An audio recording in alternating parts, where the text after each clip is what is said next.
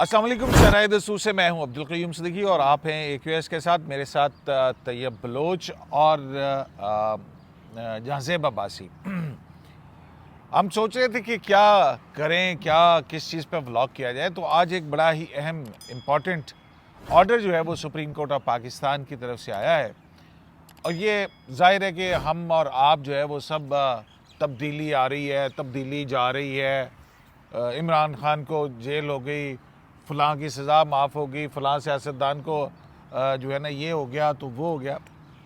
इस सारी सूरत हाल में पड़े हुए हैं, लेकिन एक देव है जो पाकिस्तान को खाता चला जा रहा है और वो है मौसमियाती तब्दीली।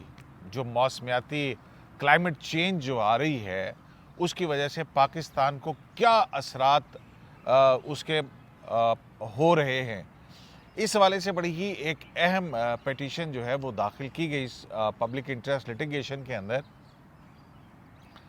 और उसमें जो है वो ये कहा गया कि 2017 में एक क्लाइमेट चेंज अथॉरिटी जो है वो बनाई जानी थी, वो नहीं बनाई गई है।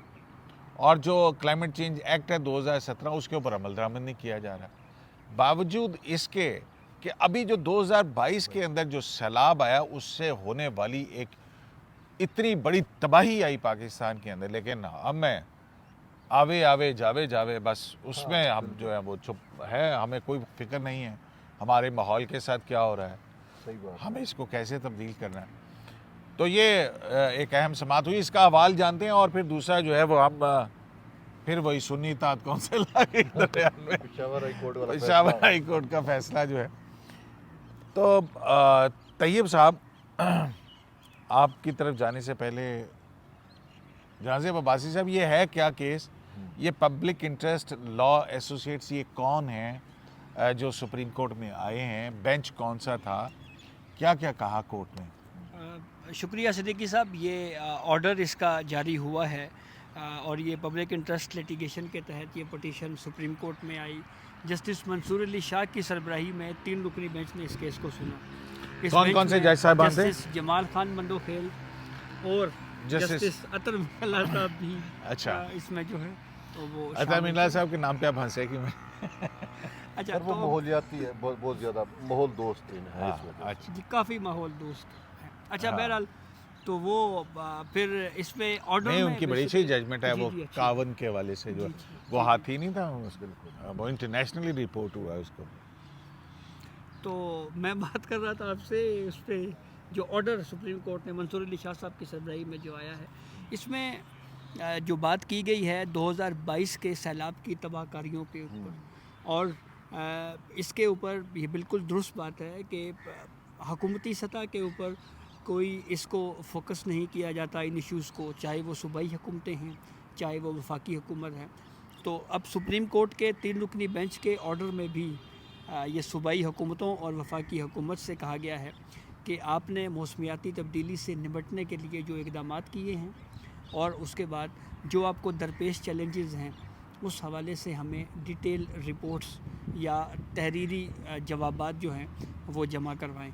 और उसके साथ साथ कोर्ट ने अदालती मुआवनत भी मांगी है WWF से और SDPI से गालिबन। अच्छा, ये तो अपना पॉलिसी मैटर्स नहीं है, क्या नाम है आपका तैयब बलोच साहब?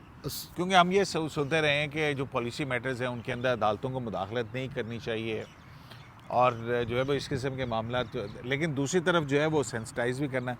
अब ये क्लाइमेट चेंज हो गया या आबादी में इजाफा हो गया, ये चीज़ें तो एक ही जैसी ना जो पॉलिसी मैटर से मुतालिक हैं। बिल्कुल सिद्दीकी साहब, ये टोटली पॉलिसी मैटर है, लेकिन जब पॉलिसी पे ही अमल दरामद ना हो रहा हो और जैसा कि आपने शुरू में कहा कि वो एक अथॉरिटी बननी थी मौसमियाती तब्दीली से मुतल्लिक, वो चीज़ें नहीं हो रही थी, तो इसी वजह से ये फिर मामला सुप्रीम कोर्ट में आ गया। तो जब मामला सुप्रीम कोर्ट में आ जाता है तो फिर इनको देखना पड़ता है, तो ये इसी वजह से देख रहे हैं। और इसमें जो इंटेंशन है वो इंटेंशन शायद बुनियादी इंसानी हकूक़ के ज़ुमरे में आप देख लें, मफाद आमा के ज़ुमरे में देख लें, तो इंटेंशन बड़ी है। देखें 2022 में सिद्दीकी साहब जिस तरीके से होता तो इसी से रहा है ना कि मफाद आमा को ही देखते हुए आबादी भी हमने शुरू कर दी थी, बट डैम बनाने भी हमने शुरू कर दिए थे, तो उसके ऊपर तनकीद हुई थी ना। मैं ये कह रहा हूँ बिल्कुल आपकी बात भी। अब जो क्लाइमेट चेंज के हवाले से पॉलिसी मेकिंग है ये हुकूमत का काम है, उसने फंड्स लेने हैं।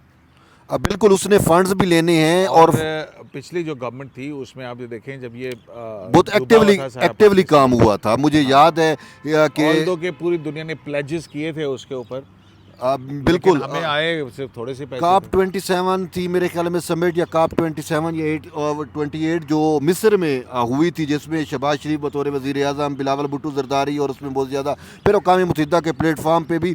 लेकिन वो सारा कुछ यूँ हुआ था कि 2022 में जो कुछ हमने देखा, तो इस वजह से मैं इस चीज़ को यूँ देखूँगा कि हर इदारे को अपना अपना काम करना चाहिए, लेकिन जब एग्जेक्टिव जो है इस हवाले से उनकी तरजीह ना हो, अब सुप्रीम कोर्ट ने तो नहीं करना, supreme court bill at the and उन्हीं को ही आर्डर देगी, उन्हीं को ही हुक्म देगी कि आपने ये सारी चीज़ें जो है इनको इम्प्लीमेंट करना है। तो इसी वजह से फिर आप इस देखिए कि ये इशू 2022 में हमने भुगता कि वो एक किस्म की बकौल जो है वो बिलावल भुट्टो जरदारी के जब वज़ीर ख़ारजा थे कि 100 किलोमीटर की एक लेक बन गई थी, और वो 100 किलोमीटर का एक पानी था जो सैलाबों उसका था, बारिशों का सिंध पानी के था अंदर, हाँ। सिंध के अंदर, सिंध और बलूचिस्तान में जो बारिशें हुई उसका एक 100 किलोमीटर का उन्होंने वो बनाया, लेक बनाई, और वो फिर ट्रैवल करते हुए जब समंदर तक गया तो रास्ते में सब कुछ डबोता गया।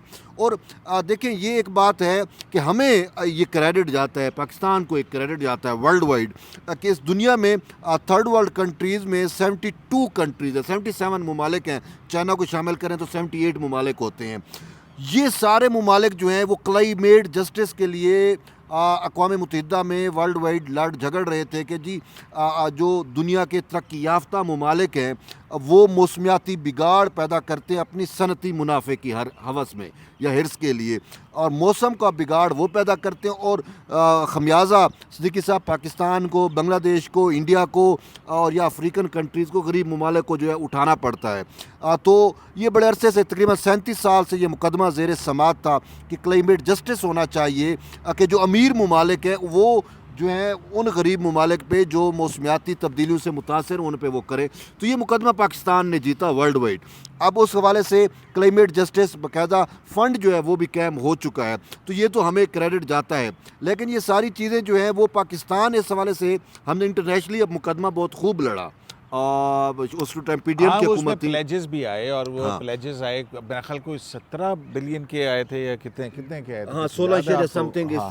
इस हवाले से थे। कुछ इतना थे, लेकिन उसमें से मिले कितने हैं? तो वो तो अभी हमें नहीं 2 पता पॉइंट पता नहीं समथिंग इस तरह से मिले थे। हाँ, एनीवेज, अभी भी मिलने हैं कुछ चीज़ें जो हमने पूरी करनी है उनकी, ये ग्रीन एनर्जी पे खुद को कन्वर्ट नहीं, करना है। लेकिन ये तो मामला है, इसका मतलब है कि गवर्नमेंट तो ऑलरेडी सेंसिटाइज्ड है इस हवाले से कि 2017 के अंदर अगर वो क्लाइमेट चेंज के हवाले से बात कर रहे हैं कि क्लाइमेट चेंज एक्ट जो 2017 वो बनाया, इसका मतलब है कि गवर्नमेंट अवेयर है इन खतरात से, अवेयर भी है तो और मैं उसने कह रहा हूँ इक़दामात भी किए तो हैं। फिर क्या फ़र्क क्या रह जाएगा कि सुप्रीम कोर्ट जो है, फिर वो डैम भी तो क्लाइमेट चेंज के हवाले से ही है ना, बिल्कुल। ये पानी का आबियारी उसके लिए एक्वाफायर जो पाकिस्तान का हाँ। ज़ेर ज़मीन वाटर है वो Yes। मुतासर हो रहा है, तो सही बात है डैम और आबादी के ऊपर कॉन्फ्रेंस भी फिर कोई गलत बात नहीं थी। लेकिन उसमें मुझे थोड़ा अगर पॉलिसी मामला के अंदर हमने चलना है, हाँ। काउंसिल पे ना बात कर रहे हैं सभी क्यों डेंजरस जोन से आ गए तो को। ये है। मेरे ख्याल में काफ़ी इंटरेस्टिंग आप पेशावर हाई कोर्ट में आज उसकी पकड़ लेना proceeding- माइक। जी जी जी तो पेशावर हाई कोर्ट में हाँ, बड़ी अहम अब आज की हेयरिंग थी। अच्छा। और 5 जजेस पर मुश्तमिल ये नहीं बेंच ये था। क्या, मुझे नहीं पता ये सुन्नी इत्तेहाद काउंसिल क्या है, सुन्नी इत्तेहाद काउंसिल सर मैं आपको तो समझ क्या मैं- चक्कर क्या है? मजहबी क्या- टच देते हुए मजहबी पार्टी में चले गए हमारे कुछ। नहीं, पाकिस्तान तहरीक इंसाफ का कोई केस है हाँ वही मजहबी जब- टच वाले। क्या? आम इंतखाबात हुए ना जी, हाँ, और उस वक्त तहरीक इंसाफ के हिमायत याफ्ता उम्मीदवारान जीत गए, ओके, तो उस वक्त सवाल ये उठा कि ये लोग आज़ाद हैं, तो जब तक ये किसी पार्टी में शामिल नहीं होंगे उस वक्त तक ये मखसूस नशिस्तें और अक़लियती नशिस्तें इनको नहीं मिल सकती। ओके, ठीक हो तो गया। इसलिए फिर इन्होंने चुनाव किया सुन्नी इत्तेहाद कौंसिल का कि क्यों ना हम इस जमात में ज़म हो जाएं। फिर तहरीक इंसाफ के जीते हुए उम्मीदवारान जो हैं वो सुन्नी इत्तेहाद कौंसिल में उन्होंने शमूलियत इख्तियार एग्जैक्टली की। वो बैट वाले केस के अंदर भी, जी, इंतखाबी निशान बिल्कुल। वाले केस में भी, अगर आपको याद हो कि काजी फैज़ान ये कह रहे थे अली ज़फ़र साहब को कि आप अपना वहाँ पे करवा दें मखसूस नशिस्तों के लिए ताकि आपका राइट तो अक्रू हो जाए, कल को कोई जी, मुकदमा आता है बिल्कुल। तो इस तरह का, तो उन्होंने कहा हम नहीं करा उस सकते। वक्त भी उन्होंने बात नहीं मानी। फिर जब सुन्नी इत्तेहाद कौंसिल में अभी शमूलियत के लिए बातें हो रही थी कि पीटीआई सोच रही है, उस वक्त भी मीडिया के ऊपर ये डिस्कशन हो रही थी कि एक ऐसी पॉलिटिकल पार्टी जो खुद अपने इंतखाबी निशान के ऊपर जीत के नहीं आई, वो सियासी जमात जिसका अपना जो सरबराह हैं जिनके, वो खुद उस पार्टी में के लिए इलेक्शन नहीं लड़े, इंतखाबी निशान इनका हॉर्स था, उस इंतखाबी निशान के ऊपर कोई इलेक्शन नहीं लड़ा, तो ऐसी सूरत हाल में अगर पीटीआई इस जमात में जाएगी तो इसको कुछ भी नहीं मिलेगा। लेकिन वो ज़ाहिरी बात, अब लीगल माइंड मेरे ख्याल में हैं शायद पीटीआई में जिन्होंने ये मशवरा दिया उनको कि आप जाएं सुन्नी इत्तेहाद कौंसिल में। वो चले गए, फिर उसके बाद इलेक्शन कमीशन से रुजू किया गया। इलेक्शन कमीशन ने इस हद तक तो एक्सेप्ट किया सुन्नी इत्तेहाद कौंसिल के इस व्यू को कि आप पॉलिटिकल पार्टी तो हैं, हमारे पास रजिस्टर्ड पॉलिटिकल पार्टी हैं, ये दुरुस्त बात है। लेकिन चूँकि आपका कोई उम्मीदवार आपके इंतखाबी निशान पे जीत के पार्लियामेंट का हिस्सा नहीं बना, तो इसलिए आप मखसूस नशिस्तें जो हैं वो नहीं दी जा सकती। और सेकेंडली, आपने जो पहली तरजीहाती फहरिस्तें हैं अगर वो जमा करवाई होती तो सूरत हाल मुख्तलिफ होती, वो भी जमा नहीं तो इस पे जो इलेक्शन कमीशन के 5 रुकनी बेंच का मुत्तफ़िका फ़ैसला है कि सुन्नी इत्तेहाद कौंसिल जो है वो रिज़र्व सीट्स की हकदार नहीं है। लेकिन 4-1 की डिवीज़न है, जो मेंबर पंजाब हैं इलेक्शन कमीशन के, उन्होंने ये व्यू दिया, इख्तलाफी व्यू दिया। उन्होंने ये कहा कि जब तक पार्लियामेंट इस मामले पे कोई कानून साजी नहीं कर लेता या कोई तय नहीं कर लेता, उस वक्त तक ये जो सुन्नी इत्तेहाद कौंसिल को जो नशिस्तें मिलनी हैं, इन नशिस्तों को खाली समझा जाए या खाली रखा जाए। लेकिन 4 इलेक्शन कमीशन के मेंबरान ने ये कहा अक्सरियत से कि इन नशिस्तों को खाली नहीं रखा जा सकता, इसलिए ये नशिस्तें दीगर पॉलिटिकल पार्टीज़ में तकसीम की जाएं और उसके लिए एक फार्मूला तय अच्छा, किया तभी जाए। मतलब है कि पीएमएलएन की केपी में मेरे ख्याल 9 नशिस्तें और 9 से ज़्यादा नशिस्तें जो है वो उनको मखसूस मिल गई, जी। कुछ 24-25 हो जी, गए। अच्छा, ये वो वाला फड्डा है। ये वो पूरा अच्छा, तो background फिर है। क्या हुआ? तो अब पेशावर हाई कोर्ट में चले जी, गए। पेशावर हाई कोर्ट में गए तो पेशावर हाई कोर्ट के 5 जजेस ने एक शॉर्ट ऑर्डर दिया है, ओके, और उस शॉर्ट ऑर्डर में उन्होंने ये कहा है कि हाँ, आपकी दरखास्तें ये रद्द करते हैं, मुस्तरद कर दिए। मुस्तरद कर दी। अच्छा, अब रीजनिंग आएगी तो उसमें ज़रा क्लियर होगा कि क्या मतलब है कि वो समात की बुनियाद के ऊपर उन्होंने उड़ाया हाँ, या और कोई वजह थी, या ये वही है ना जिसके ऊपर बड़ा फड्डा पड़ा था कि जी पेशावर हाई कोर्ट जो है उसने स्टे कर दिया है कि स्पीकर से कि इन मखसूस नशिस्तों जी, पे आने बिल्कुल। वाले लोगों से हल्फ जी, ना बिल्कुल उठाया जाए। ऐसे। तो वो इसका मतलब है कि वो सब कुछ अब वॉश अवे हो गया क्योंकि वो डिसमिस हो गया। जी। अच्छा, तो अब ये केस दोबारा सुप्रीम कोर्ट में आएगा, तो वो जो आप बात कर रहे हैं, अगर ये केस चल रहा हो तो कोर्ट कहेगी कि वो वाला क्लिप तो ज़रा निकालें ना जी। नहीं पता नहीं वो निकालते या नहीं निकालते। तो वैसे यार आप जमहूरी आदमी हैं, जी जी, आपको अच्छा लगेगा कि किसी और की जीतें सीट्स हों, आप ले लें, चाहे जिसी भी टेक्निकल बुनियाद के ऊपर ही ले लें, आपको अच्छा लगता है? आप जमहूरी आदमी हो गया, आप ऐसा करते हैं, आपको शर्म नहीं आती? सर जमहूरियत में तो देखें जमहूरी आदमी हैं और अच्छा तो नहीं लगेगा, लेकिन बात यह है कि सियासत है, सियासत बड़ी बेरहम होती है। ठीक है, सियासत में आपको अपना होमवर्क कंप्लीट रखना पड़ता है। अगर आप अपना होमवर्क नहीं करते तो वो वक्त time and tide wait for none, वक्त किसी का इंतजार नहीं करता। तो जब आप खुद ही गलत फैसले करेंगे और आप अपनी ही सीटें आपके गलत फैसले की वजह से किसी और की झोली में चली जाएंगी, तो आप फिर मुझे दोष नहीं दे सकते, क्यों? फैसला आपने खुद गलत किया। जैसे ये जहाँ ज़ेब ने कहा कि भाई वो सुन्नी इत्तेहाद कौंसिल में वो जा रहे हैं जिसका एक भी रुकन नहीं है ओवरऑल पूरे नहीं तो पार्लियामान उसके में। बाद उनके पास चॉइस क्या थी? वो मुस्लिम लीग ज़िया में चले जाते। सर कई पार्टियां मौजूद थी, इवन एक और वो मसला होता। एक और भी पार्टी थी वो जो अहले तशरीह ग्रुप से थी, वादतुल मुस्लिमीन, उनकी कम से कम सीट, हाँ उनकी सीट थी। अच्छा, परवेज खटक वाली में चले जाते। कम से कम जब आप पार्लिमानी सियासत कर रहे हैं तो एक ऐसी पॉलिटिकल पार्टी में जाते जिसकी पार्लिमान में नुमाइंदगी तो होती, जिसकी नुमाइंदगी ही नहीं थी, एक भी बंदा जिसका इलेक्ट नहीं हुआ था, उसमें जब गए तो वो फिर आपका सारा कुछ सही होना था। अब देखिए मखसूस नशिस्तों पे ये बात, मैं इलेक्शन कमीशन का जो फैसला है वो बिल्कुल आइनी और कानूनी फैसला है। देखें जब इन्होंने लिस्ट ही जमा नहीं करी मखसूस नशिस्तों की, सुन्नी इत्तेहाद कौंसिल की लिस्ट ही जमा नहीं थी, तो अब फिर नई लिस्ट वो आपने वक्त से पहले जमा करानी होती है। वो एक बाकायदा टाइम लाइन होता है, हर पॉलिटिकल पार्टी देती है और उसको पॉलिटिकल पार्टी को तो ये नहीं पता होता कि हमने 200 जो है हमारे बंदे सीटें आएंगी, 50 हाँ, आएंगी, कितनी 40 आएंगी, आएंगी, वो तो उसके लेकिन बाद वो अपना एक होमवर्क करके वो अपनी मखसूस नशिस्तें और ख़वातीन और ये सारा को दे देती है। तो सुन्नी इत्तेहाद कौंसिल ने तो लिस्ट ही नहीं दी, उसको पता है हमारा किसी बंदे ने जीतना ही नहीं है, ना ही हमारे टिकट बांटे हैं। तो अब मतलब एक पार्टी सिर्फ फर्जी पार्टी मैं उसे कहूँगा, अगरचे ग्राउंड पे तो पार्टी है लेकिन वो इलेक्शन में वो पार्टी मौजूद नहीं थी। तो जिस पार्टी ने इलेक्शन ही नहीं लड़ा, उस पार्टी में जब वो जम होंगे तो उसका खमियाजा तो भुगतना पड़ेगा।